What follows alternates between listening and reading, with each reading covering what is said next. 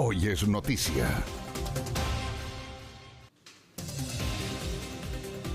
¿Cómo están? Muy buenas tardes, bienvenidos y bienvenidas a una nueva edición de Hoy es Noticia acá por las pantallas de CNN Chile en este martes 21 de abril, donde la agenda política evidentemente ha sido todavía tomada por este plan de reconstrucción que al parecer, y digo al parecer porque han cambiado todos los días, se presentaría el día de mañana ya con total seguridad, al menos así lo han afirmado las principales autoridades de nuestro país. Vamos a estar revisando esa noticia y otras en este día martes 21 de abril, donde saludamos a Eliana, la mamá de nuestra camarógrafa, Carlita Durán, que está acá con nosotros en el estudio en Hoy es Noticia, y de esta forma damos paso a nuestros titulares. El gobierno confirmó que mañana enviarán al Congreso el denominado Proyecto de Reconstrucción Nacional. Esto en medio de las negociaciones que ha desplegado el Ejecutivo para contar con los votos necesarios para aprobar la idea de legislar la iniciativa. Michelle Bachelet expuso hoy su candidatura ante la Secretaría General de Naciones Unidas. Tras eso, la mandataria dijo que el gobierno chileno tuvo razones políticas para quitarle el apoyo a su candidatura, mientras que el presidente Kast justificó la decisión de retirarle el respaldo y dijo que el organismo internacional requiere de un cambio para abordar los problemas de los países.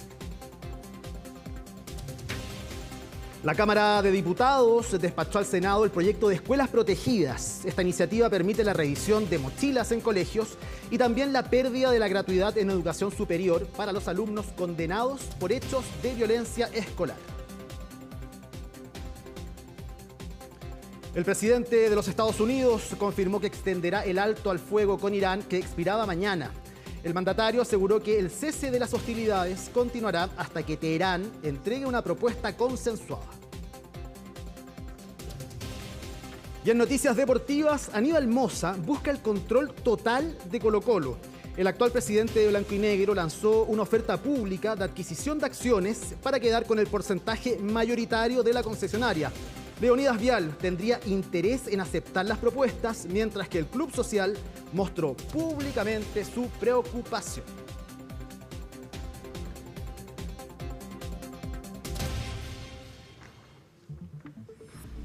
Y vamos a comenzar, como va a ser de otra manera, con la noticia política de esta semana, de este mes, de este año probablemente, porque Colón Bájos mañana se envía finalmente entonces al Congreso este proyecto. Esperemos que sea cierto esta vez. ¿Cómo estás? Muy buenas tardes, Ivo. Bueno, vamos a creer las palabras del ministro del Interior, Claudio Alvarado, ya en el Congreso dijo, mañana se va a presentar, se va a entregar, sí, ya, pero mañana dicen desde el gobierno, ya lo ha reiterado el propio presidente de la República, sí, va a ingresar a la oficina de partes mañana en el Congreso ahí en Valparaíso, donde los parlamentarios van a finalmente recibir este texto, estas 43 medidas aproximadamente, que engloban diferentes propuestas en materia tributaria, en materia de la reconstrucción de las regiones afectadas por los incendios, también algunas iniciativas en materia de educación, medio ambiente. La permisología es parte también del Plan de Reconstrucción Nacional, en lo que ha sido quizás una tramitación prelegislativa más extensa de lo que le hubiera gustado al gobierno, esto porque todavía se encuentran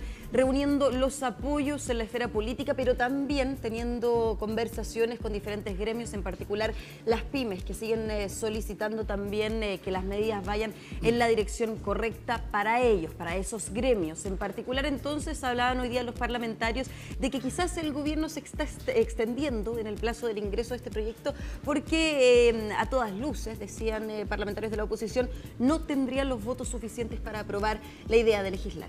Y esto porque el Partido de la Gente, que reúne 13 votos en su bancada, ayer se reunió de hecho con el ministro de la Secretaría General de la Presidencia a la hora de almuerzo, y luego en un Zoom que también participó el ministro de Hacienda, Jorge Quirós, para presentarle sus propuestas, y más que presentarle, finalmente para poder zanjar si el gobierno va a ingresar o no esas propuestas en el plan de reconstrucción, sí, o en otra iniciativa por separado. Sí, era la respuesta finalmente de la reunión del mediodía. Iba a recibir las respuestas del ministro, que tuvo toda la tarde en medio de los procesos de negociación que ha tenido con otras bancadas también, y ordenar los votos, de poder zanjar definitivamente algo que esperábamos el día de ayer, una respuesta, pero que por la hora se extendió un poco esa reunión, y al día de hoy al parecer hay noticias, habían buenas caras al menos por parte del gobierno. Había buenas caras por parte del gobierno, me atrevería a decir lo mismo que también por parte de la bancada del Partido de la Gente, mostraban bastante disposición, pero sí también reiteraron con fuerza que el Partido de la Gente hoy es fundamental para la negociación, para la tramitación de este proyecto. Podríamos decir que ya el Partido de la Gente, por decirlo de alguna manera coloquial, se cree el cuento respecto de cuánto pesan esos apoyos en este plan de reconstrucción y en su tramitación, porque son 13 apoyos fundamentales para, ¿no es cierto?, la aprobación. Hoy día, y solamente a modo de recordatorio, si el oficialismo está alineado con el gobierno, con la propuesta que va a ingresar, son 76 los votos que tienen contabilizados. En total. Se suma el del diputado Cristian Contreras, ex integrante de la bancada PDG, sin embargo sigue militando en ese partido, que ya públicamente dijo que él va a aprobar la idea de legislar. Sumamos con eso 77 votos. Se requieren 78 para aprobar la idea de legislar. Con eso, obviamente, dicen desde el Poder Ejecutivo, cuentan. Podría haber un descolgado o alguien del PDG entonces que esté de acuerdo con esta iniciativa. Pero la idea del Poder Ejecutivo es poder reunir 90 votos, que serían entonces la suma de los 13 parlamentarios que conforman la bancada del PDG más el diputado Contreras. Es aprobar esto con holgura, va a no tener problema en el camino, que no se legitime ante la ciudadanía un proyecto tan importante del gobierno, que como tú decías, esta etapa prelegislativa antes de la presentación de este proyecto pareciera ser que ha tomado mucho tiempo, pero recordemos que el gobierno asumió recién el 11 de marzo, o sea, ya un poquito más de un mes solamente, decidieron efectivamente entrar con todo, con un proyecto que tiene 43 medidas, pareciera ser más tiempo del que lleva casi el gobierno, pero es casi la totalidad, de hecho lo anunció la primera semana de su mandato. El 14 de marzo. Inmediatamente, 3 días después de asumir la presentación de este proyecto, de ahí en más se viene trabajando, afinando, al parecer están llegando ya a una buena etapa para la idea de legislar. Me dijeron sí que hay problemas con el informe financiero de este proyecto, que eso también podría retrasar un poco la presentación. Pero hoy día se le consultó respecto del informe financiero a la ministra vocera Mara Cedini, dijo que el informe financiero estaba listo, que no presentaba ningún problema, que lo que está demorando finalmente son las últimas conversaciones que se están dando con los parlamentarios. De hecho, hay una conversación pendiente mañana, después del ingreso del proyecto, con el Frente Amplio. Hoy día el Frente Amplio se reunió con el ministro del Interior, Claudio Alvarado, ahora por otro tema, por el estado de excepción en la macrozona sur de nuestro país, pero mañana se fijó entonces una conversación en particular con el ministro de las Express para hablar de la agenda legislativa, pero en particular del plan de reconstrucción. Pero después de que lo presente. Después de que lo presente. Igual es raro. Puede ser raro, pero de todas maneras, con esas conversaciones ya se zanjan todas las conversaciones prelegislativas con todas las bancadas del oficialismo, de la oposición, excepto el Partido Comunista. Sí. El Partido Comunista, de hecho, y ayer lo decía la jefa de bancada de ese partido, había solicitado hace 2 semanas aproximadamente una conversación con el ministro de la Secretaría General de la Presidencia, sino... De todas maneras, la diputada Daniela Serrano señaló que no tuvo respuesta por parte del gobierno, así que también han sido críticos respecto de la apertura del diálogo que ha tenido el gobierno en estas conversaciones prelegislativas. Ahora, tú también señalabas el tema del tiempo. Han señalado también de la oposición que hay un retraso. ¿Por qué? Porque había sido el mismo gobierno el que, si bien presentó o anunció el ingreso de este proyecto el 14 de marzo, y es verdad, sí, ha pasado un mes desde que asumieron la administración, lo cierto es que habían planteado desde el Poder Ejecutivo que se iba a ingresar la primera semana de abril. Ya nos vamos un poco atrasando. Ellos mismos han puesto fechas y de hecho se pusieron esta de cuando quieren que salga del Congreso finalmente. El 1 de junio. El 1 de junio para tener algo que presentar el día de la cuenta pública. Es importante, es la primera del presidente José Antonio Kast, pero ya eso está prácticamente desechado. O sea, podría avanzar la discusión. Incluso yo encuentro que es difícil que salga la Cámara de Diputados antes del 1 de junio. Bueno, y va a depender de en cuántas comisiones se va a revisar, que vamos a hablar de eso en el comentario. Pero primero vamos a pasar a revisar las declaraciones del presidente José Antonio Kast, quien se refirió al ingreso de este proyecto. Así que revisemos lo que dijo. Esperamos que mañana ya comience, pero estamos dentro de la semana en la cual anuncié que se iba a mandar el proyecto de ley al Congreso, así que está todo en orden. Uno siempre va incorporando algunas sugerencias que pueden hacer, incluso conversando de temas que a futuro se podrían abordar. A nosotros lo que nos interesa es mejorar la calidad de vida de las personas, lo que nos interesa es que Chile vuelva a estar en el concierto internacional para que se logre mayor inversión, y eso requiere ciertas certezas. Y también invitaciones a chilenos que en algún momento pueden haber pensado en invertir en el extranjero y que vuelvan a invertir en Chile.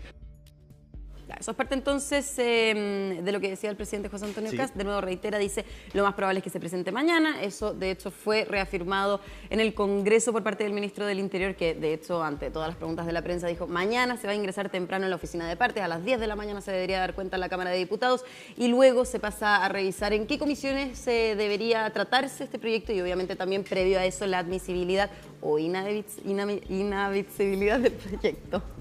Me costó, pero está bien. Oye, al menos hoy día hubo una concordancia de las opiniones, de decir que mañana lo van a presentar. No hubo una diferencia en decir esta semana o un día en específico, sino que todos dijeron mañana, miércoles, sí. Lo terminó zanjando el presidente de la República luego de que hablaran todos los ministros, al menos del comité político, Mara Cedini, José García Ruminot y también Claudio Alvarado durante la jornada del día de hoy, así que ya es definitivo. Mañana en la mañana, de hecho, incluso bromeaba Claudio Alvarado en algún momento del día de hoy diciendo desde que hora se trabajaba en la Cámara de Diputados para poder ingresar ese proyecto mañana. Tenemos la declaración, de hecho, así que vamos a pasar a revisar específicamente qué dijo el ministro del Interior. No, esto corresponde al diálogo propio que tiene que existir entre el Poder Ejecutivo y los parlamentarios en materias, ¿no es cierto?, que son de común interés. Aquí hay un proyecto que ingresa mañana, que es importante para el país, para generar puestos de trabajo. Demócratas nos han manifestado su conformidad con el proyecto, han señalado expresamente que nos van a apoyar. Y en ese sentido una conversación franca y directa propio de un debate parlamentario. Yo entiendo que la Cámara de Diputados funciona en la mañana, ¿no? No, yo creo que el proyecto va a ingresar mañana en el horario de funcionamiento del Congreso. Nosotros siempre conversamos con todos, hay aspiraciones y las que sean atendibles. Y ahora, hay efectivamente expectación por parte de la esfera política, pero también la hay, como yo decía, desde los gremios. Hoy día incluso también la multigremial nacional dirigida por Juan Pablo Suete envió una carta al gobierno para que se considere rebajar o al menos mantener lo que es hoy día la tasa del impuesto corporativo en las pymes de un 12,5%, que recordemos había sido un beneficio establecido durante la pandemia, pero iba paulatinamente creciendo de un 10%, 12,5% hasta el 2028, luego en 2029 crece a un 20%. 25%. Efectivamente. Sí, esto hay preocupación en las pymes efectivamente porque ven que acá el 2027 sacaba ese impuesto transitorio de 12,5%, que hasta antes de la pandemia era de 15%.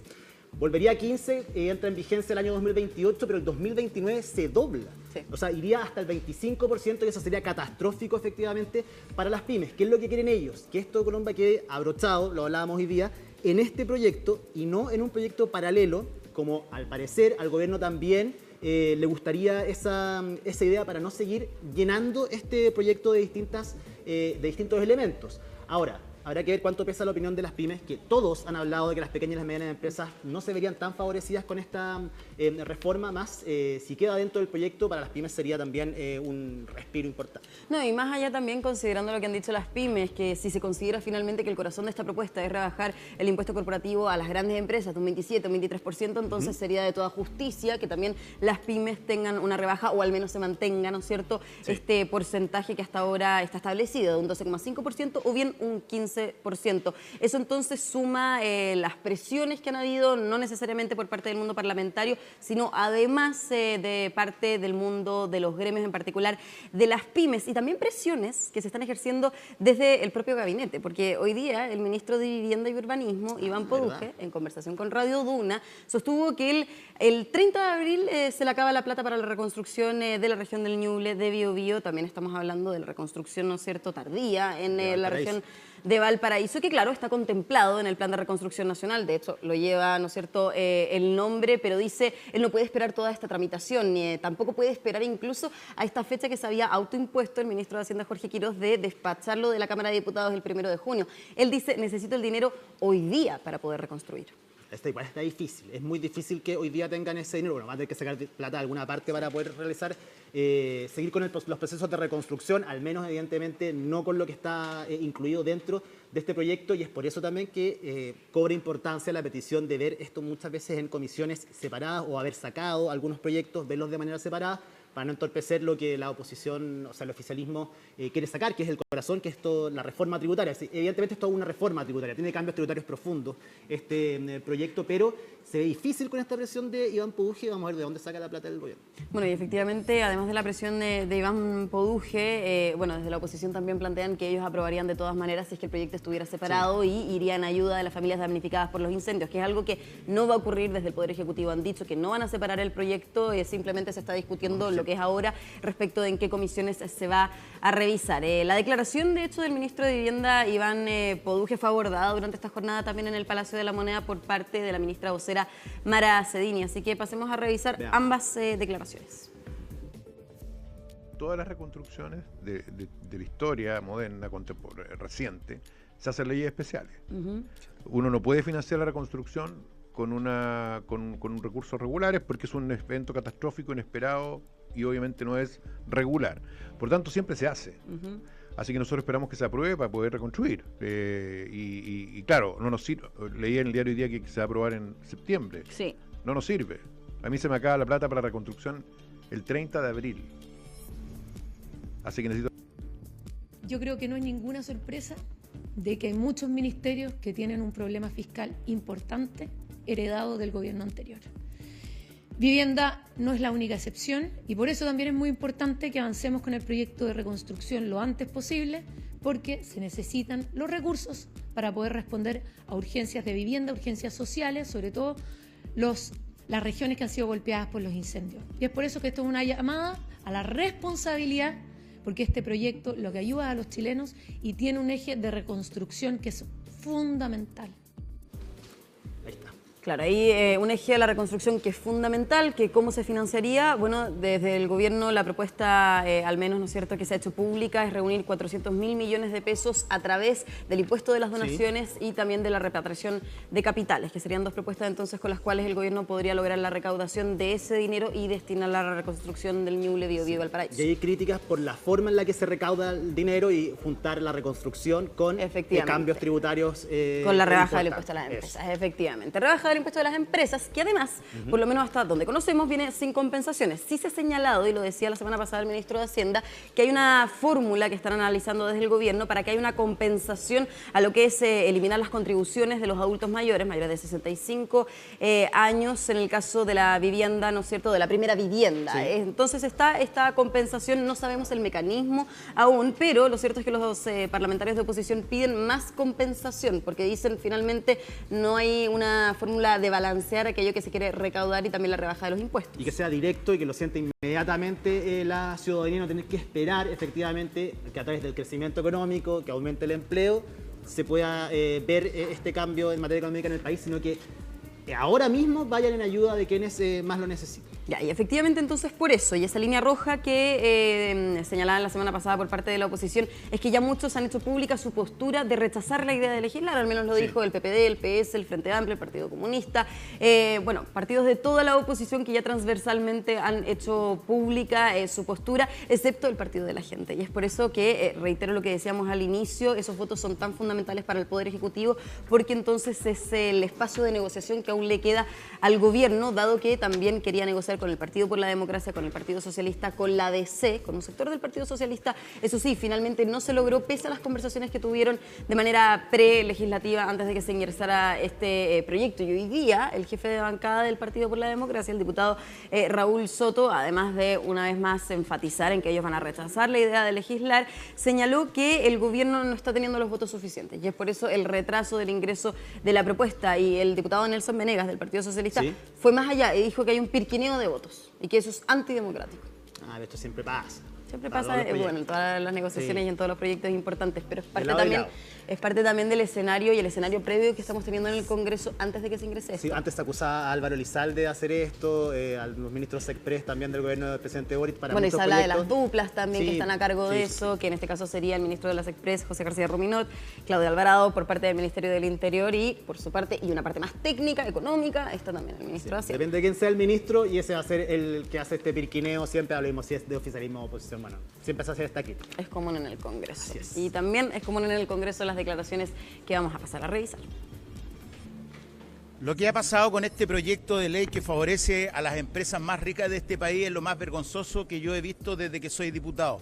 Este proyecto de ley está anunciado hace más de un mes, desde que prácticamente se inició este gobierno. Sin embargo, todo lo que sabemos hasta el momento son opiniones, ideas, pero nada concreto. Aún no se ingresa nada. Y lo que da cuenta o lo que nos genera cierta sospecha es que están pirquineando votos.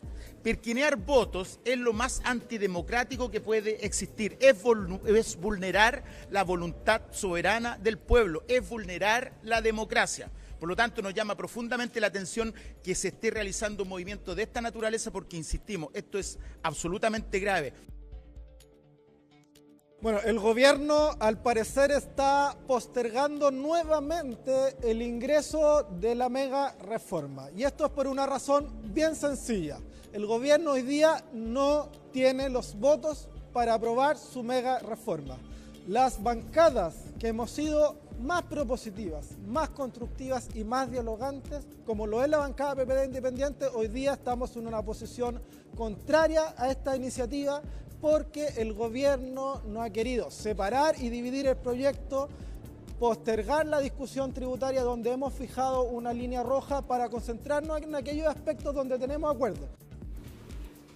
Bueno, claro, esta ya, valga la redundancia, aclara la postura por parte del PPD, del Partido Socialista y las demás posturas que ya son públicas por parte de partidos de la oposición, excepto la del Partido de la Gente. La verdad es que durante esta jornada ha habido en el Congreso bastante expectación. Hoy hicieron un punto de prensa en El Pensador, donde estaba su jefe de bancada, el diputado Juan Marcelo Valenzuela, quien abordó entonces la reunión que sostuvieron ayer con el ministro de Hacienda y el ministro de las Express. La de ayer en la noche, porque habíamos tenido detalles del almuerzo. Sí, y bueno, hace poco tú también me mandabas como alguna publicación en redes sociales de Sandra Parisi, dando también cuenta de que pareciera ser que el proyecto va a tener cambios. Van a presentar un proyecto que no es el que ya presentó, por ejemplo, el presidente Kast o lo que se ha venido discutiendo y que sabemos hasta ahora y que podríamos tener sorpresas mañana. Entonces. Claro, eran declaraciones desde la redacción en La Tercera temprano esta mañana, donde hubo disposición, por lo menos en lo que se veía en la entrevista, Sandra Parisi, lo cierto es que está abierta al diálogo e incluso también decía, bueno, ayer en la reunión con el ministro de Hacienda nos dimos cuenta que también tiene corazón, que también es una persona dispuesta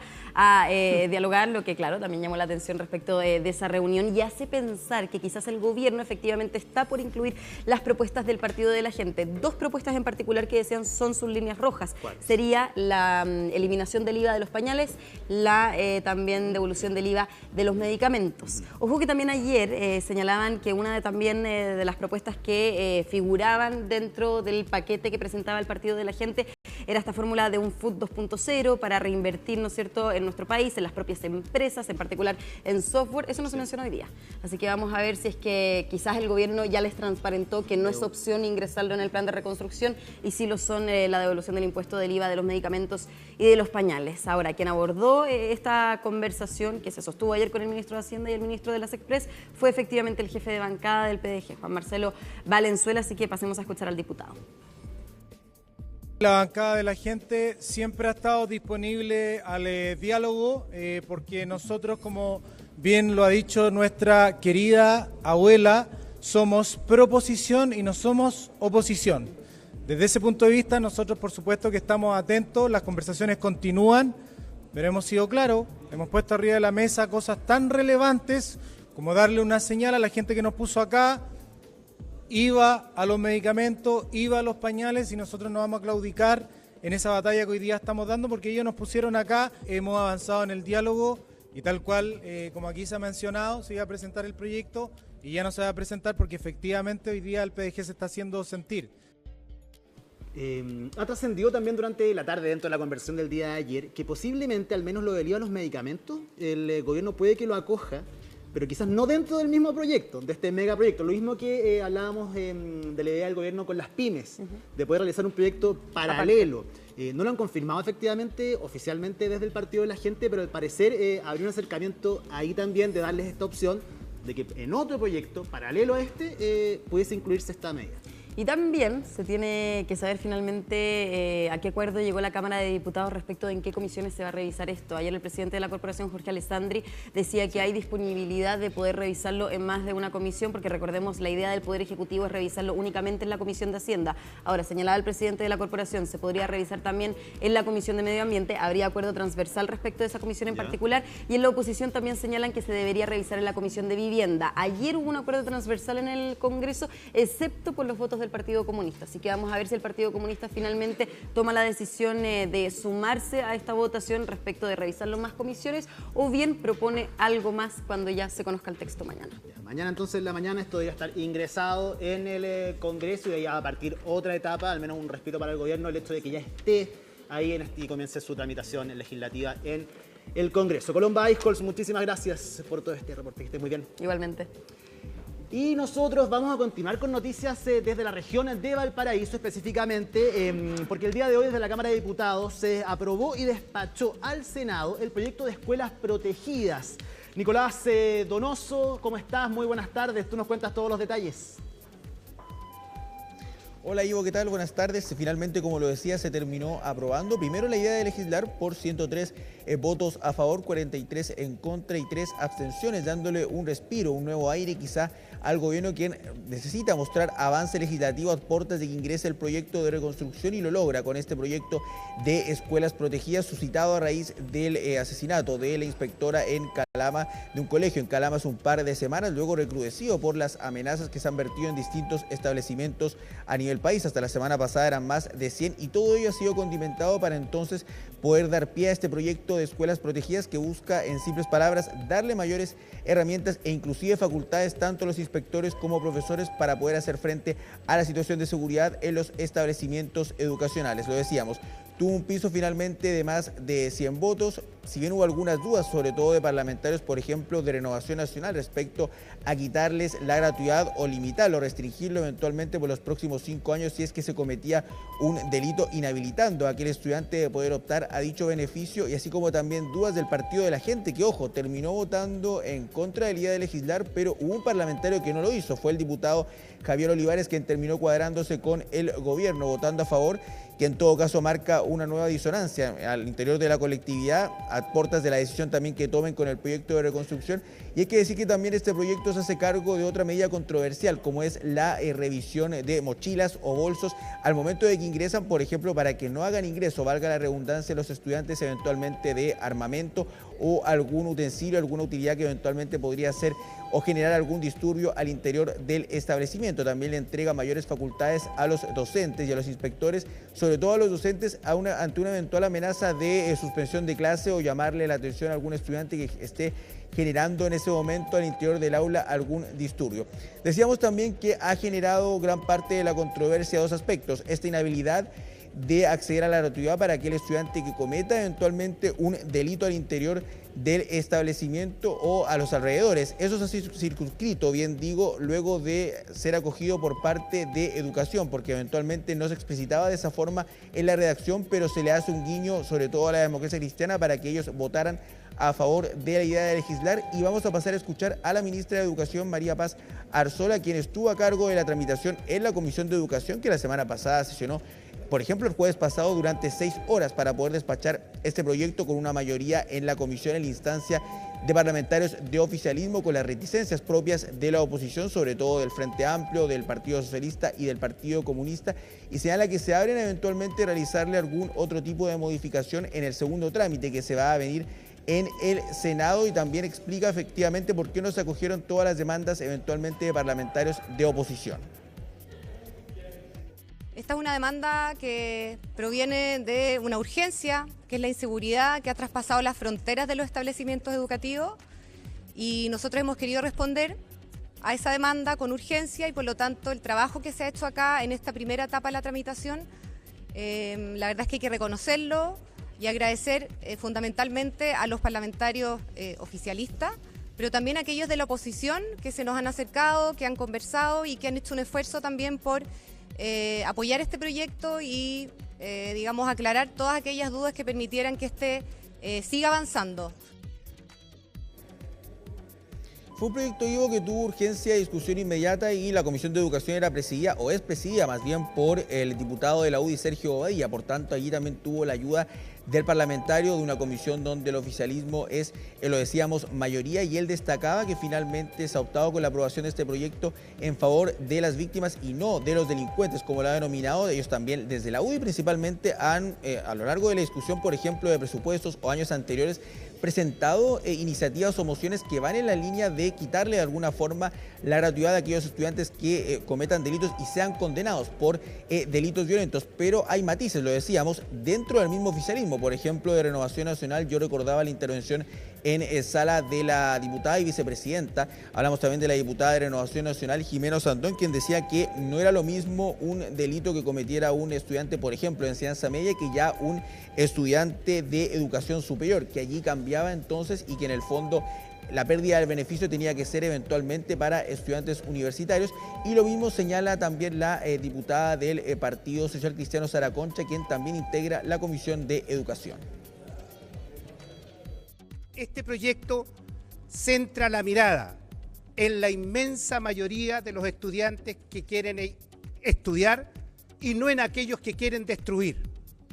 Y en esa línea creemos que lo que ha ocurrido en la Comisión de Educación, que se votó por una inmensa mayoría, da cuenta de la mayoría de los ciudadanos que quiere que se sancionen a los delincuentes que están destruyendo la educación.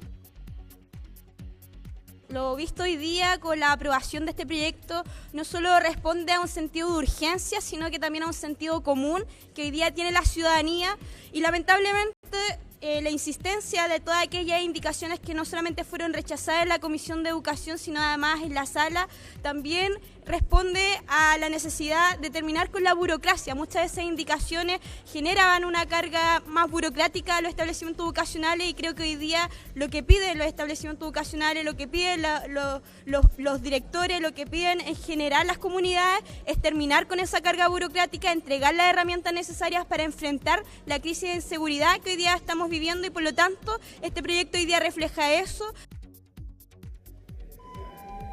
Lo que reclama gran parte de la oposición han señalado que se ha rechazado, por ejemplo, la idea de que exista capacitación y mayores herramientas para los inspectores y profesores, que eventualmente también el proyecto de ley de aprobarse actualmente como está en las escuelas protegidas también significaría una revisión, por ejemplo, de mochilas para menores de 14 años. Y ahí algunos se preguntan, ¿se va a actuar de la misma forma con un alumno de 6 años que con un alumno de 16 años? Y también se ha hablado, por ejemplo, de que se ha rechazado que eventualmente pueda existir una sanción si es que se da el abuso policial. ¿Y en qué momento se podría dar la presencia de carabineros? Lo hemos dicho, si en una revisión de mochila o de bolso se opone el estudiante, allí, en base a los protocolos internos de reglamento que tenga cada establecimiento, y de no haber respuesta, debe demarcarse la presencia de carabineros en el tiempo allí estimado. Y el punto lo hacen tanto la diputada del Frente Amplio, Emilia Schneider, quien presentó una serie de indicaciones que finalmente gran parte de ellas no tuvieron asidero, y la diputada y jefa de bancada del Partido Comunista, Daniela Serrano, quien ha ratificado junto a Schneider y también el diputado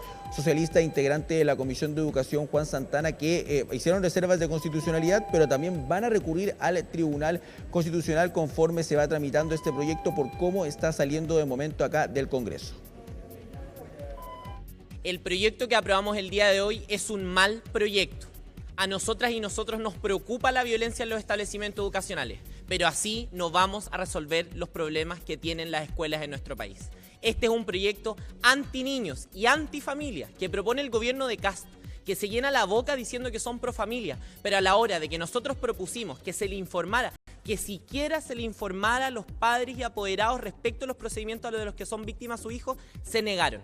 Es muy lamentable cómo se ha llevado este proceso, por eso hicimos reserva de constitucionalidad para ir al Tribunal Constitucional, porque este proyecto no solamente no tiene respaldo técnico para resolver los problemas de la escuela, sino que además está muy mal hecho, ha sido una improvisación. Somos distintos diputados y diputadas que tenemos serias aprehensiones con este proyecto. Este proyecto desde su tramitación tuvo una discusión acelerada, no se escucharon a voces de expertos, no se escucharon también a, sin duda, personas que estaban muy interesadas en defender a la familia, a niños y niñas, y también, sobre todo, no dejar ningún espacio para la arbitrariedad de algunos establecimientos educacionales para hablar de algo tan sagrado. Estamos hablando de niños, niñas, estamos hablando de revisar sus vestimentas y por tanto también de revisar sus mochilas.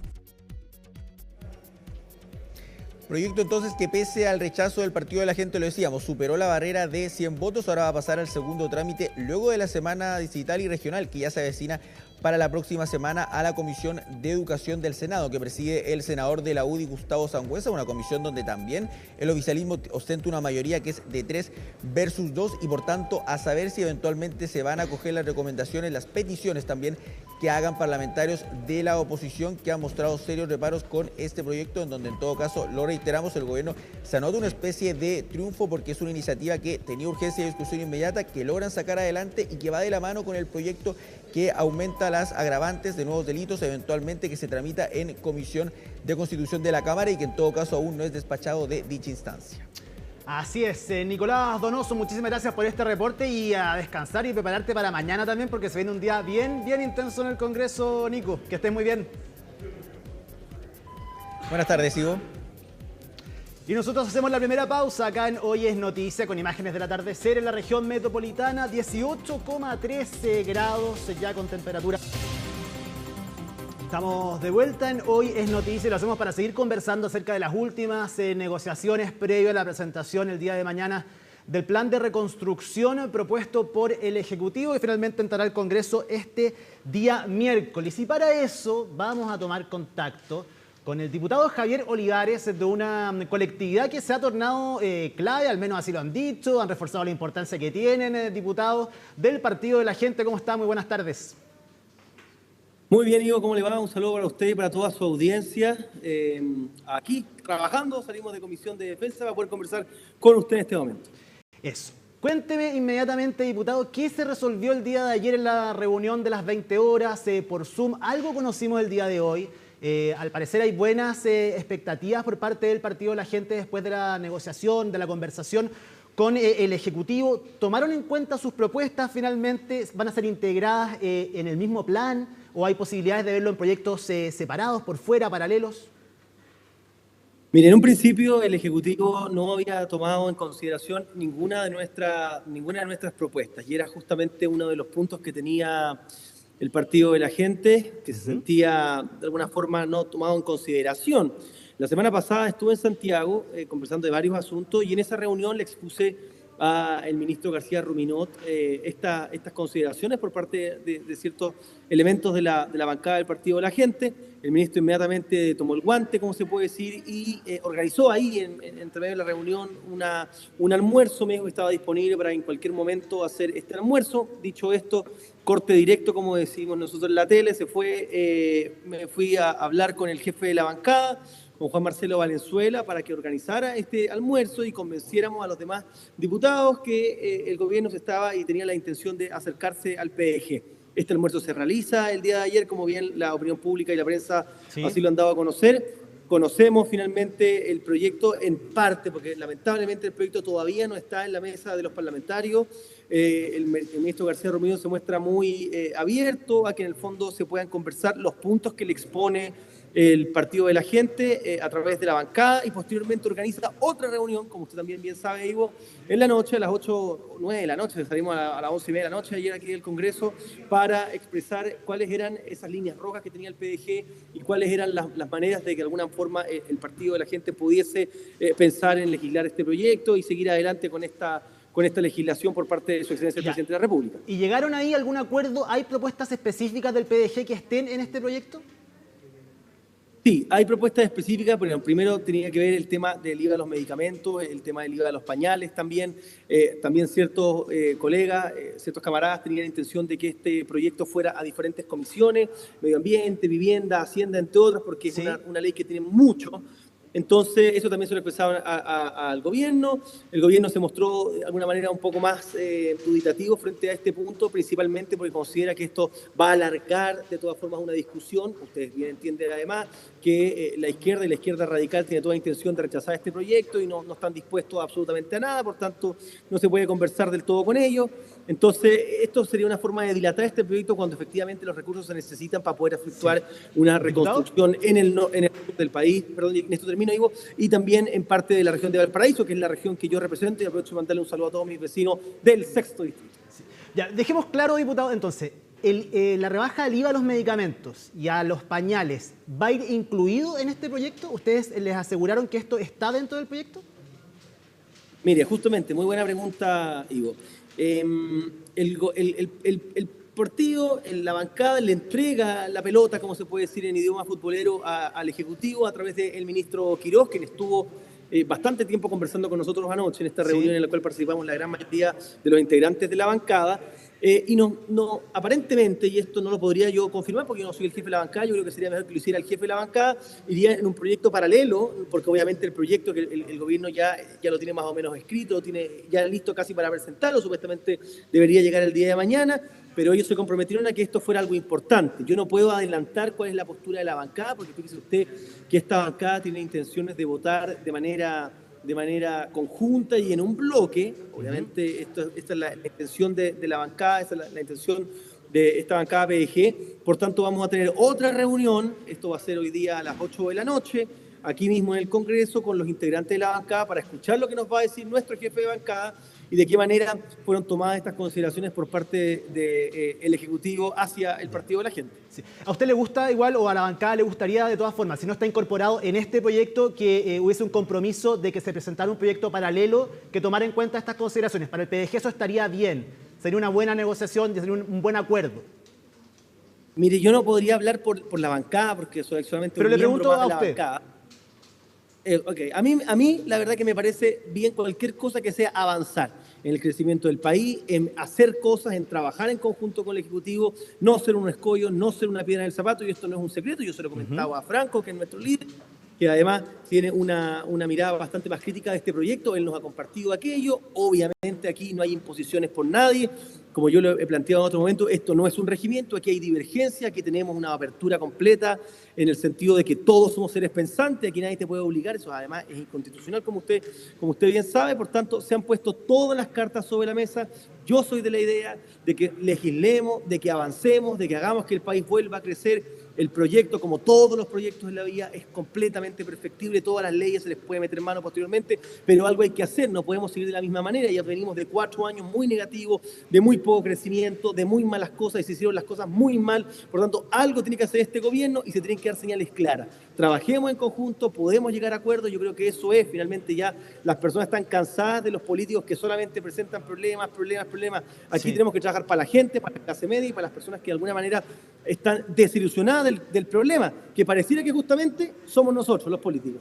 Tomando en cuenta lo que usted mismo me dice, entonces usted, diputado Javier Olivares, ¿estaría por aprobar este proyecto, este plan de reconstrucción hoy en día?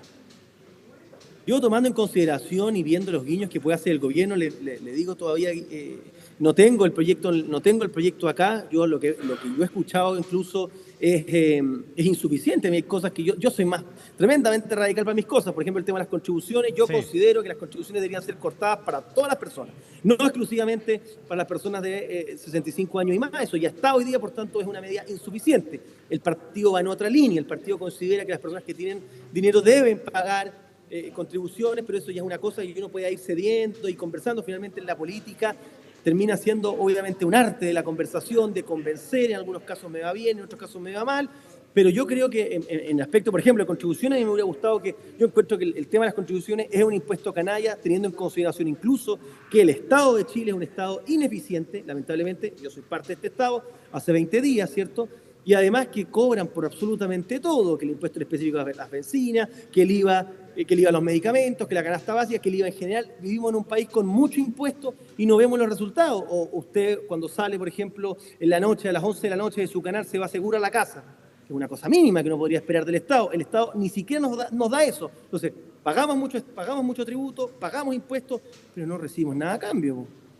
Diputado, usted durante los últimos días ha dicho que los únicos que lo mandan, o el mandato viene de su electorado, que finalmente es el que votó por usted y que lo tiene en estos momentos siendo diputado de la República. Si su partido define una postura contraria a la que usted tiene, ¿usted igual va a votar según su criterio personal?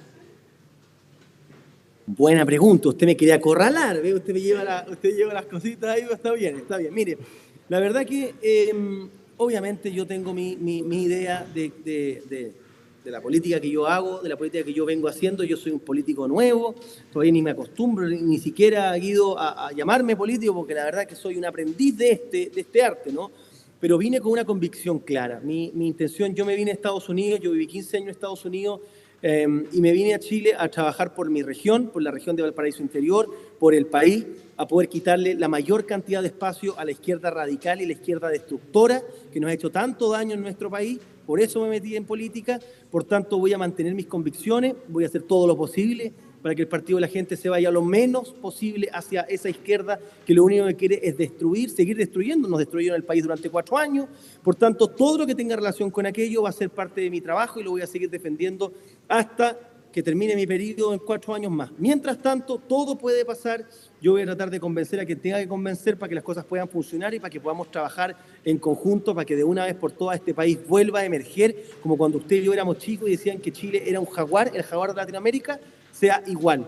Tenemos que tener las mismas oportunidades y este país tiene que volver a crecer y dejar de ser un país en vías de, porque la verdad que estamos muy al debe. Sí, es que se lo pregunto, diputado, por su votación en el proyecto de escuelas protegidas, que fue en contra finalmente de su bancada. Por eso le pregunto, y ahí está el ejemplo, o sea, la respuesta quizás me la da con esa misma votación del día de hoy. Si usted está en contra de lo que opina su bancada, usted va a votar según sus convicciones personales o lo que diga su electorado, lo que escuche, va a mantener esa línea usted personalmente como diputado. Efectivamente, yo creo que obviamente van a haber proyectos que la idea, yo soy de la idea que hay que tratar de votar en bloque lo más posible, pero hoy día también conversaba con la subjefa de bancada, con mi jefe de bancada, que son personas que son tremendos profesionales, tremendos políticos, se han fogueado, ya se manejan perfecto en esto, y le dije, van a haber muchos momentos, Guido, que vamos a tener diferencias sustanciales, vamos a tener diferencias y tiene que haber la posibilidad de poder pensar diferente. Esto no es Al Qaeda. Esto no es un regimiento no tengo idea, en cualquier país del mundo. Esto es un partido político donde las ideas son válidas y cada idea tiene que contar. Yo evidentemente intenté por todos los medios de convencer a mi bancada de que el proyecto de Escuela Seguro tal vez no era perfecto, pero era una señal. Y yo creo que hoy día en este país hay que dar señales. No podemos seguir parados, no podemos seguir pensando que las cosas van a seguir igual. Por algo hoy día hay un nuevo gobierno, por algo se escogieron a diferentes personas. Lamentablemente no ganó mi candidato presidencial, pero hoy día mi intención, y espero poder sumar a la mayor cantidad de actores políticos, es ser constructivo, de que volvamos a tirar para arriba. Y sí, efectivamente, si hay proyectos que mi convicción, que mis valores, lo que me enseñó mi papá y mi mamá cuando yo era chico, no van en esa línea, lamentablemente yo no voy a poder alinearme frente a eso, porque nadie me puede obligar a aquello.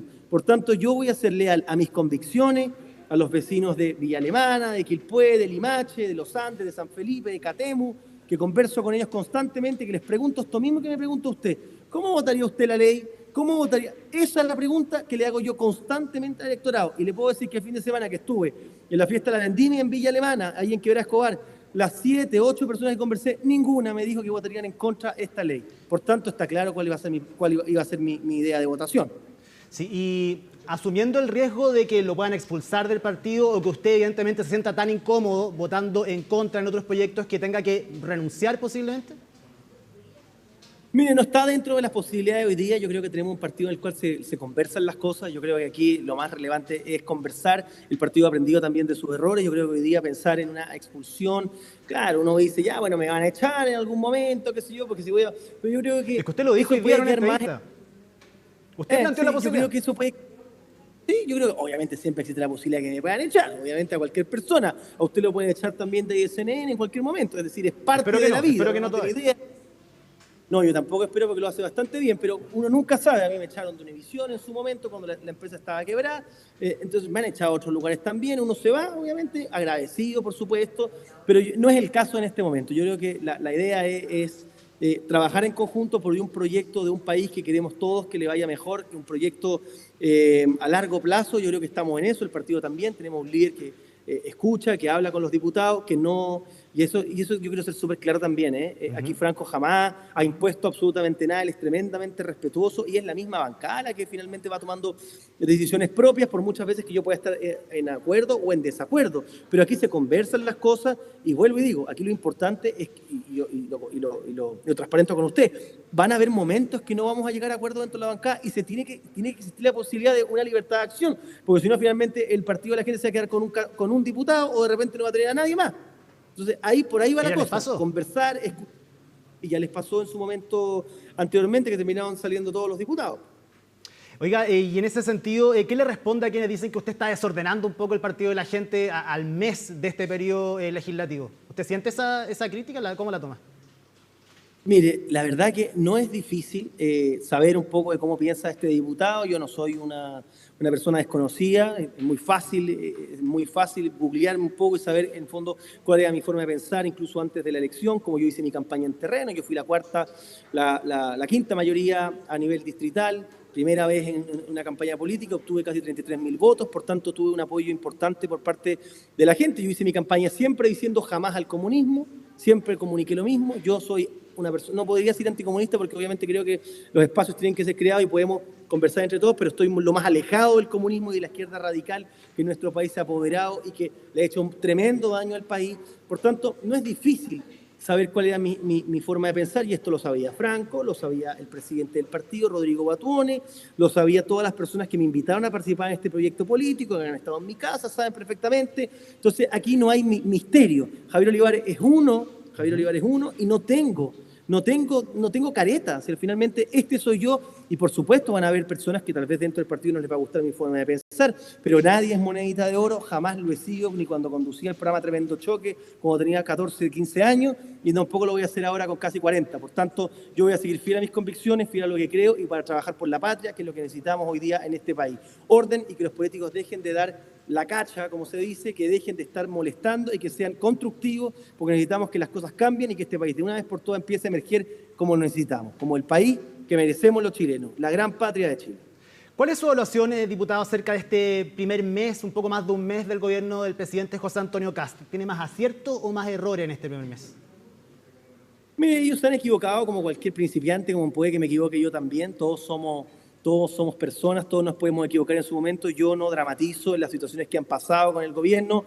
Lo que sí, yo me quedo corto entendiendo que se nos prometió mayor seguridad, un cambio profundo en el tema seguridad en gran parte de nuestras comunas, y eso no se ha visto. Yo pensé que esto iba a ser muchísimo más rápido. A mí me hubiese gustado efectivamente mano dura. Yo soy incluso, yo lo he dicho aquí en las diferentes comisiones que yo participo, yo soy incluso de que el Ejército de Chile pueda participar en labores disuasivas en algunas plazas. Tenemos graves problemas en Quillota, graves problemas también en San Felipe, graves problemas también en Quilpué con la seguridad. Por tanto, yo se lo planteé al ministro Barros en su momento, se lo planteé también a su excelencia el presidente de la República a través del ministro García Ruminot, se lo conté también hoy día mismo aquí en el Congreso a la ministra Steiner. Por tanto, yo creo que aquí las señales son importantes. Hoy día estamos igual como estábamos hace 35, 40 días atrás en materias de seguridad. Por consiguiente, yo esperaría la mano dura que se nos prometió, este cambio radical en materias de seguridad. Yo sé que las cosas no son de un día para otro, pero las señales son realmente importantes y hoy día no las hemos visto. Y a mí lo que hoy día me preocupa relativamente más, es el tema de la seguridad, que sigue teniendo las mismas dificultades, vuelvo y repito, como lo teníamos hace un tiempo. ¿Y qué le ha parecido el rol de la ministra Steiner? También se le ha criticado de estar envuelta en polémicas, más que, como usted dice, quizás mostrar resultados que no van de un día para otro, pero sí, como usted dice, hay políticas públicas que se pueden ir viendo cómo avanzan. Y ha hecho noticia por otras cosas, no precisamente por el trabajo en materia de seguridad. ¿Usted lo ve así también? Mire, eso es chimuchina, yo le bajaría completamente el perfil a ese tipo de cosas. La ministra Steiner, yo confío plenamente en ella, es una mujer que viene del Ministerio Público, conoce perfectamente lo que es el tema de la seguridad, tal vez, y yo también se lo dije a ella, le dije, ministro, hoy día también se lo dije, y el otro día en Santiago, que me tocó viajar, también le dije, ministra, de repente sería bueno que usted se parara más en el macho, dijera las cosas con más fuerza, y en el fondo usted es la que nos representa hoy día en el tema de seguridad. Tal vez eso, por ahí yo podría tal vez decir, eso se lo dije directamente a la ministra. Estamos todos expectantes de los planes que puede hacer la ministra Steiner. Tengo plena confianza en que las cosas se pueden lograr, que ellos pueden hacer las cosas como se nos prometieron, y les vamos a dar, por supuesto, más tiempo. Es decir, yo no voy a torpedear a este gobierno por aquello, pero sí quiero medidas que contribuyan a aquello. Y frente a la pregunta, si es que la ministra lo ha hecho bien, lo ha hecho mal, yo creo que están encaminándose justamente en el lado correcto, van trabajando para aquello, pero claro, los chilenos quisiéramos que esto fuera mucho más rápido porque se necesitan señales claras hoy día. No podemos seguir esperando. Si usted me dice, diputado, que también está aprendiendo, es nuevo en esto de la política, pero en algo que no es nuevo es las comunicaciones, y creo que usted evalúe el rol comunicacional que ha tenido el Ejecutivo, donde evidentemente han existido muchos errores en la entrega de información, en cómo comunicar. ¿Cuál es la evaluación que hace usted como periodista acerca del rol comunicacional que ha tenido el gobierno? Mire, yo creo que han habido desaciertos, todos los gobiernos se equivocan, este es un gobierno que también está empezando, está tratando de hacer las cosas lo mejor posible, no ha habido nada garrafal tampoco, nada que en el fondo, a mí me pareció mucho más grave lo que pasó cuando murió el carabinero en el sur del país, el carabinero Figueroa, que finalmente la Fiscalía termina entregando un tuit y diciendo que el carabinero había muerto antes incluso de que su familia se enterara. Eso me parece grave, por lo tanto nosotros en mi oficina parlamentaria, dirigida por la abogada Ángela Espinosa, oficiamos a aquellos que estuvieron en esa culpa, por tanto, o ese error, más bien dicho, eso me parece grave. Si usted me pregunta cómo considero yo específicamente que lo ha hecho la vocera de gobierno, yo creo que lo ha hecho, sí, yo creo que lo ha hecho dentro de sus capacidades. A mí la verdad que la ministra vocera de gobierno me parece que representa una nueva política también, no de estos políticos antiguos que uno está acostumbrado o que muchos de nosotros se acostumbraban a ver, por tanto hay que darle un tiempo también. Está en este aprendizaje, algunos dirán, pucha, tal vez debieron haber puesto una persona que tuviera mayor experiencia comunicacional en política, pero a mí me gusta que haya gente joven, haya gente nueva, no podemos seguir viendo los mismos, es decir, perdóneme, solamente con el término con esto, prefiero muchísimo más ver a la ministra Cedini que ver de nuevo por otros 10 años más al vocero Vidal. No hay duda de aquello. ¿Y qué significa que lo haga dentro de sus capacidades? Que no me quedó claro. Yo creo que ella tiene muy buenas capacidades comunicacionales, ella está tratando de hacer lo mejor posible, yo creo que obviamente nadie desacierto, es que no se equivoca, nadie es perfecto, pero está en este aprendizaje, creo que se está armando el equipo y como le dije antes, yo creo que no había ningún error garrafal que uno pudiese decir, bueno, tiene que renunciar, porque aquí, como también le planteé antes, uno no va a ser nunca monedita de oro. Lamentablemente uno jamás le va a gustar a todo el mundo. Entonces usted mismo no le puede gustar. Me imagino yo, a pesar de que usted está muy bien vestido, muy buen mozo, pregunta muy bien todas las cosas, pero tal vez no le va a gustar a todo el mundo. Es imposible hacerlo. Es imposible. Por tanto, va a haber personas que les va a gustar el trabajo de la ministra y va a haber personas que no le va a gustar. Yo convidaría a la ministra a seguir trabajando, a seguir concentrado en el bien del país y a dejarnos de esta pelea chica y esta como chimuchina que a veces se crea que no sirve para nada al final, solamente para poder rellenar algunos portales y alguna información por ahí en redes sociales. Javier Olivares, diputado del Partido de la Gente, muchísimas gracias por haber conversado esta tarde acá en Hoy es Noticia en CNN Chile, que esté muy bien. Un abrazo grande, muchos saludos a todo el equipo. Chau, chau. Y nosotros hacemos una nueva pausa acá en Hoy es Noticia con imágenes de concepto. Estamos de vuelta acá en Hoy es Noticia para hablar acerca de una investigación del Centro de Seguridad y Crimen Organizado de la Universidad San Sebastián que reveló que solo el 28% de las causas por crimen organizado terminó en condena. Estamos junto a Juan Cristóbal Cható para comentar estos resultados. ¿Cómo estás? ¿Qué tal, Ivo? Muy buenas tardes. Sí, es un estudio inédito, de hecho, que hace la Universidad de San Sebastián a través de su Centro de Estudios en Seguridad y Crimen Organizado, que analizó lo que fueron 10 años de procesos judiciales en causas relacionadas al crimen organizado. Son datos de entre el 2014 y el 2024 que buscan responder en concreto. La pregunta es, ¿en qué quedan todas estas causas? Sabemos, nosotros vemos públicamente de personas que son detenidas, de operativos que se realizan, pero no sabemos finalmente a qué llega, qué pasa con esas personas y aquí llega a fondo el proceso judicial, y por eso es un ejercicio muy interesante el que hacen desde la Universidad de San Sebastián. La famosa puerta giratoria, que la gente tiene esa percepción que pasa con la justicia muchas veces. Claro, bueno, y el problema es que esa percepción podría verse afirmada precisamente por las cifras que dan a conocer a través de este estudio, porque se revela, primero, se habla de cerca de 700.000 casos que fueron abordados por esta investigación, una cifra gigante, pero que llega a varias conclusiones. En primer lugar, que solo el 46% de estas causas llega a un tribunal, es decir, más de la mitad de los casos de crimen organizado que son procesados y que son investigados en nuestro país no los alcanza a ver un juez antes de que se cierran por diversos motivos, y de ese 46% que llega a ser visto por un tribunal, solamente el 27,8%, redondeando al 28%, son condenas, son sentencias condenatorias que se le haya culpable precisamente a la persona, y esa persona tiene que terminar cumpliendo entonces una pena de cárcel, una cifra que es llamativamente baja. Sí, no suena bien al menos solo hablándolo, quizás explicando y viendo el contexto podría tener una explicación un poco mayor, pero de primera no suena nada de bien el número. Claro, ¿no? Y desde el propio Centro de Estudios lo consideraron preocupante al llegar a estas conclusiones, precisamente porque son muchas las razones por las cuales no pueden haber o puede no haber una salida judicial, como por ejemplo, de las salidas no judiciales, hay un 11% de esos casos que fueron causas que fueron agrupadas en otras causas. Es decir, eso se ve un lado positivo porque podría tratarse, por ejemplo, de una red criminal más grande que está siendo abordada de forma integral en una investigación, pero recordemos es el 11% de las causas que tienen salidas no judiciales. Otras, muchas de ellas, por ejemplo, se da un alza importante, cerca del 270% de lo que es el archivo provisional. ¿Y qué es eso? Es que un fiscal recibe una denuncia, investiga la denuncia y antes de formalizarla ante un tribunal decide que no hay más diligencias que se pueden realizar y no se puede seguir investigando. Se cierra de forma administrativa por parte de un fiscal y, por cierto, de forma unilateral, excepto por algunas causas donde las penas son más graves y tiene que verlo con su superior jerárquico, pero la mayoría de las veces es una decisión que toma el fiscal, hace las diligencias correspondientes y dice aquí no hay delito, por lo tanto no se puede seguir investigando. Esa es una de las principales causas también de las salidas no judiciales, pero por cierto llama mucho la atención el hecho de que las causas que el Ministerio Público decide formalizar y dice aquí hay mérito para poder llevar adelante una investigación, solo el 30%, menos del 30%, ese 27,8% que comentábamos, es lo que llega a condenas. Ahí pueden haber varios factores. Por ejemplo, pueden estar investigando a las personas equivocadas, puede haber una persona que denunció un hecho que no era un delito, eso también es una posibilidad, sí. Pero lo cierto es que las cifras dicen lo que nosotros estamos comentando. Otros datos también los comentaron desde el Centro de Estudios de Seguridad y Crimen Organizado de la Universidad de San Sebastián. Los invito a que los pasemos a escuchar.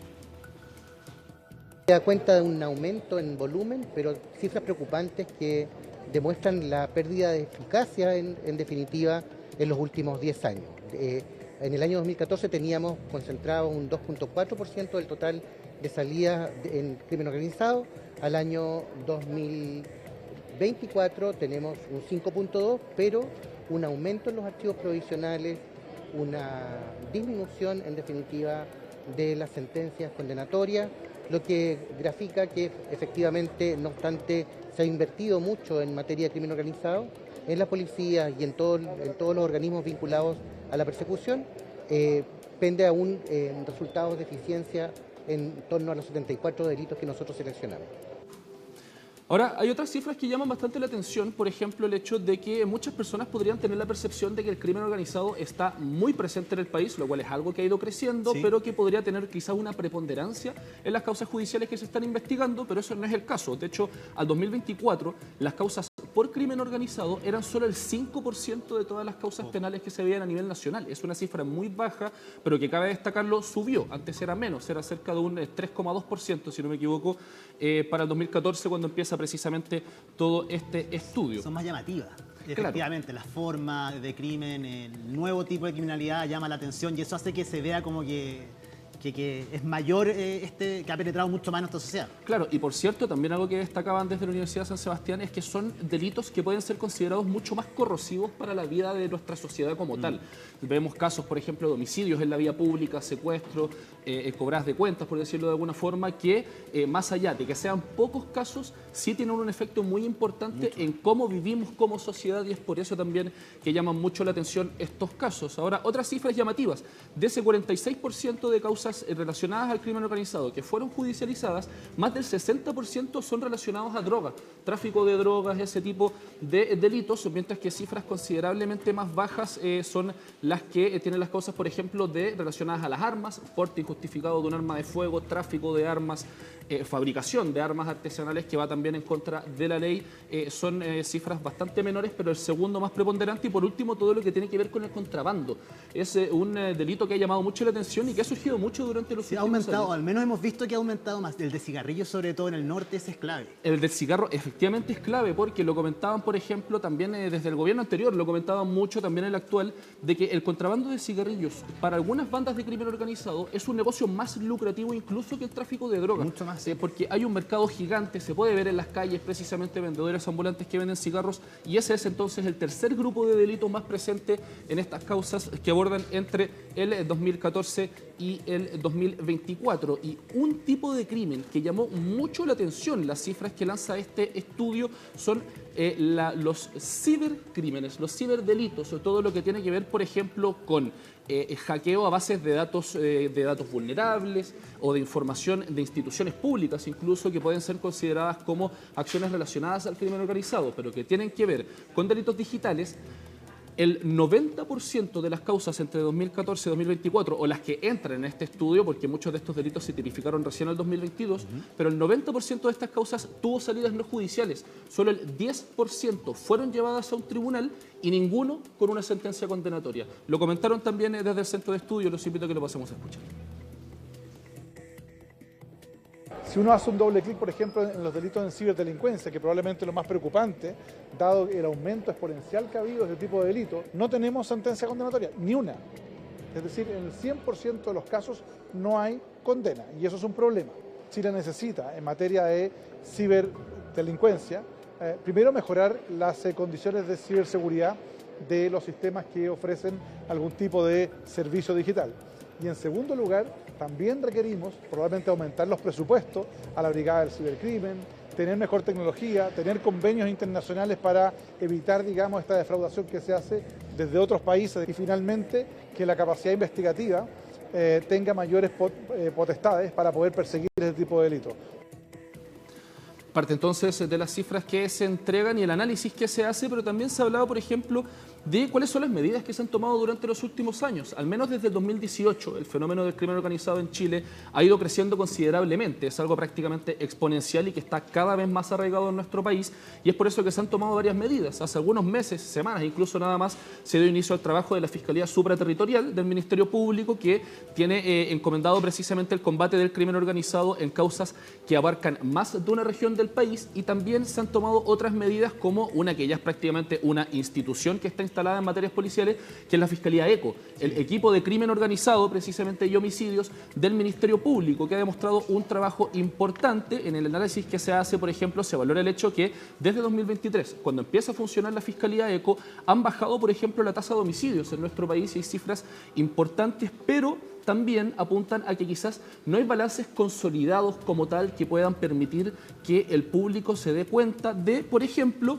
en cuánto está impactando el trabajo de la Fiscalía ECO en la realidad país, y en particular en qué están quedando estas causas de crimen organizado. Eso es uno de los comentarios también que hacían desde el CESCRO de la Universidad de San Sebastián. La creación de esta Fiscalía ECO, desde una mirada desde fuera ciudadana, uno podría decir interesante y pareciera que está produciendo algún resultado, más allá que a lo mejor deberían hacer cuentas públicas muy concretas. ¿Y a qué me refiero? La tasa de homicidios por cada 100.000 habitantes, que llegó a un 6,7, si no me equivoco, el año 2021-2022, más que doblando la histórica. Yo me acuerdo del 2014-2015 era 2,93, ha venido los últimos 3 años bajando, no brutalmente, pero sí con cierta permanencia y una cierta tendencia. Ya la tasa del 2025 fue un 5,4 cada 100.000 habitantes. ¿Está relacionado a ECO? Yo creo que en parte sí. Entonces hay buenas políticas públicas que sería bueno sí que se diera cuenta mucho más categórica respecto de los resultados. Ahí lo decía entonces el exministro del Interior, por cierto, y también investigador del CESCRO, que hay buenas políticas públicas, pero faltan balances más consolidados que puedan permitir hacer un análisis en profundidad de cuál es el impacto que están teniendo en este fenómeno. Lo cierto es que desde el mismo centro de investigación anunciaron que dentro de las próximas semanas van a hacer público un documento con 21 propuestas de medidas para combatir el crimen organizado en nuestro país. Está bien, porque son cifras preocupantes igual, llaman la atención efectivamente en momentos donde la seguridad es una de las principales preocupaciones de los chilenos y las chilenas. Juan Cristóbal Plató, muchísimas gracias por este informe. Buenas tardes. Y nosotros vamos a seguir con una situación que ocurrió el día de ayer en la última junta de accionistas liderada por el presidente de Codelco, Máximo Pacheco, que recordemos deja su cargo en el mes de mayo. Un tenso cruce entre él y el ministro de Hacienda, Jorge Quirós. ¿Y quién nos va a contar qué fue lo que sucedió? Es Valentina Nieto. ¿Cómo estás? Muy buenas tardes.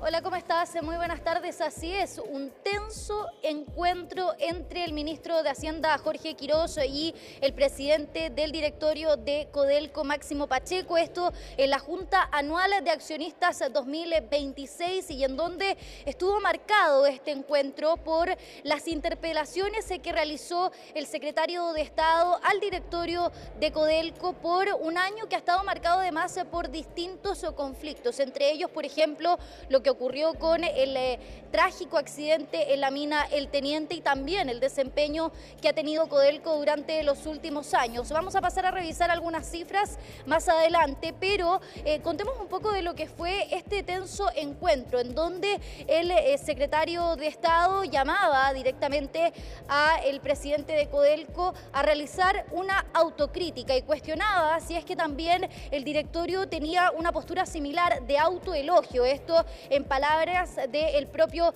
ministro Quirós. Escuchemos parte de las declaraciones precisamente que realizó el ministro de la cartera de Hacienda en esta Junta Anual de Accionistas 2026 de la Empresa Nacional del Cobre. Escuchemos. Hoy día podemos creer en lo que viene.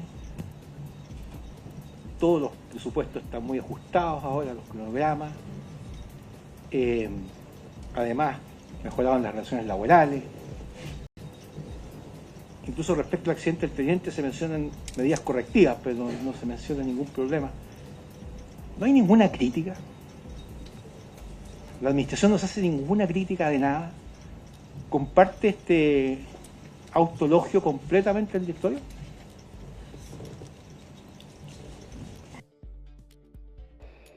Bueno, hay parte de las declaraciones del ministro de Hacienda que daban cuenta de esta tensión evidente en esta revisión de los antecedentes del año 2025 de la empresa Codelco, en donde se dio cuenta también de la situación compleja que enfrenta la cuprífera. Recordemos que solamente durante el año 2025 se logró aumentar la producción de cobre en un 0.4%, esto respecto al año 2024. Se logró una producción propia de un 1.13 millones de toneladas de cobre fino, a diferencia de lo que se había logrado en el año 2019, muy por lejos de las 1.7 millones de toneladas de cobre que se había logrado producir de manera propia. Además, si miramos la producción durante los últimos años, ha caído en un 20% en Codelco, esto pese a la inversión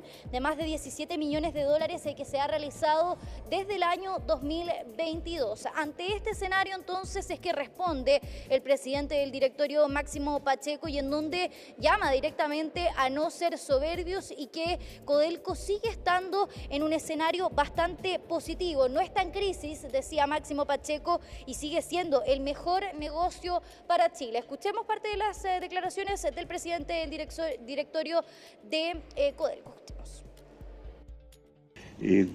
Ministro, hemos aprendido algo en Codelco. No es una buena idea ser soberbio. Nosotros hemos sido una empresa demasiado exitosa y tal vez nuestro enemigo a veces es la soberbia. Hemos aprendido a ser humildes. Estamos hoy día, creo, en ese proceso que es duro y es doloroso. Por eso era la pregunta. Gracias por la pregunta y perdona haberla respondido de manera tan extensa.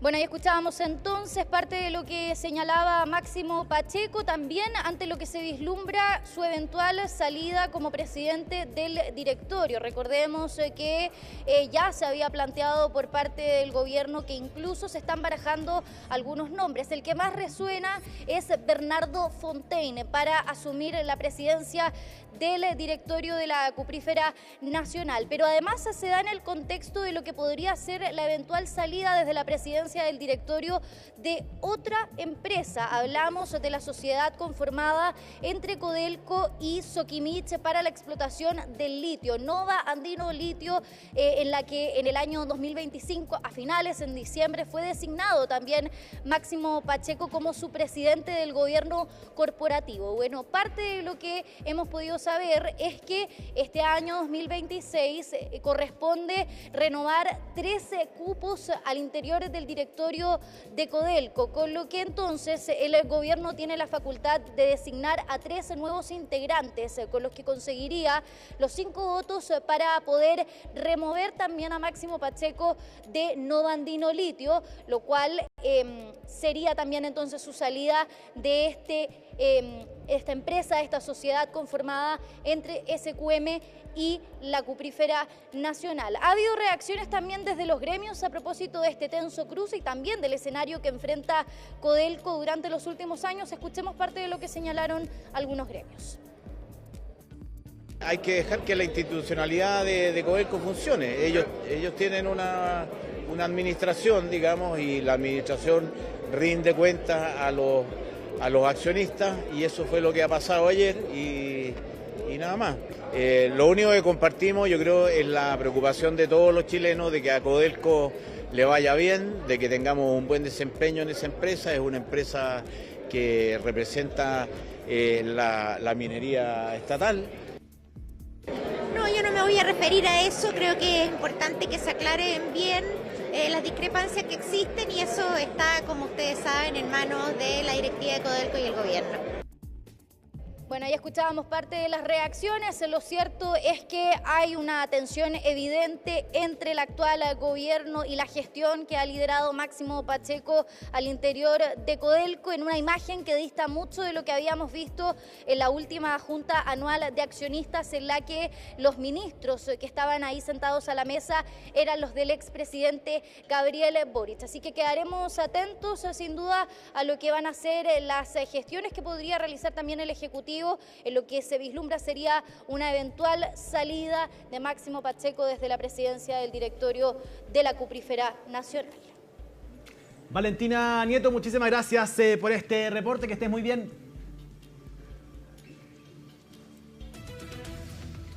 Y llegamos al final de esta edición de Hoy es Noticia, acá por las pantallas de CNN Chile. 16 grados, ya oscuro la región metropolitana y gran parte de nuestro país. 7 de la tarde con 27 minutos. Que estén muy bien, que tengan un buen cierre de día.